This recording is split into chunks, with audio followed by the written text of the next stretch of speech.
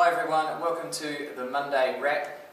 You can see from the little captions below that who we are, so you can just figure that one out for yourselves. And we're going to go straight into it and on to one of our favourites actually, Joke of the Week. There seems to be all sorts of amount of material for this every week. It's fantastic. So Neil, Joke of the Week, what was it from the weekend?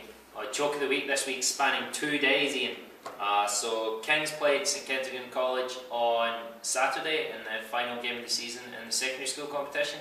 St Kent's went out to bat, racked up 204 for 8 in a rain interrupted day. And then yesterday at Lloyd Aylesmore we had the final of the Gillette Cup for the Auckland section. Same opposition, won the toss, went out to bat again. 71 runs all out. Kings knocked it off, 1 down. Gillette Cup champs. How much things can change in 24 hours. That's better than Australia though. Slightly.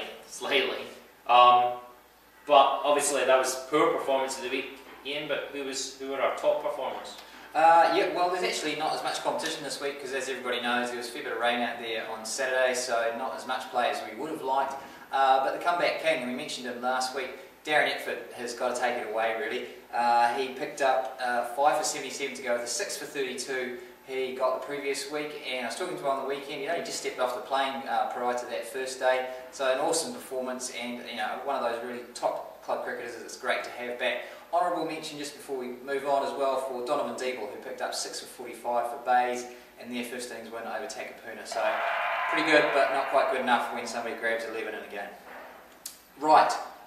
Speaking of performances, Darren probably not quite getting up there, but he's been around for a few years, and over the weekend, a few old timers you might say, people up into the 30s and 30 pluses doing something quite decent out there in club cricket. So what's the old timers performance of the week, Neil? Well, I think we've got to make a special mention of Andre starting the week off. I think 11 wickets for the Aces in that amazing victory that they had, so great start to the season for the boys. Pretty much Dre bowled a lot of overs in that game, so he's having a wee break this week. But I think he's knackered, to be honest. Back in club cricket, Mark Tulloch, who's the player coach of North Shore, put in a great effort, 5 for 12.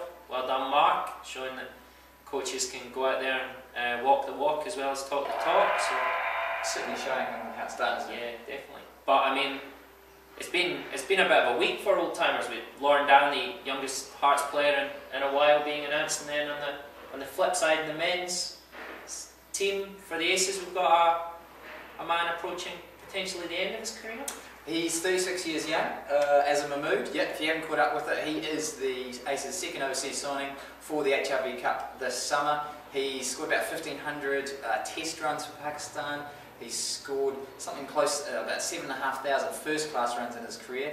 He's coming off the back of a 2020 season in England though, where he scored over 400 runs at 40, scored 100 in that lot, so he might have been around for a while, but I think that's probably going to be a good thing for them. He's got tons of experience, he's obviously still in great form, he bowls pretty decent ball as well, and apparently he's a great fielder, so I think we've scouted pretty well. I think the Aces have done good.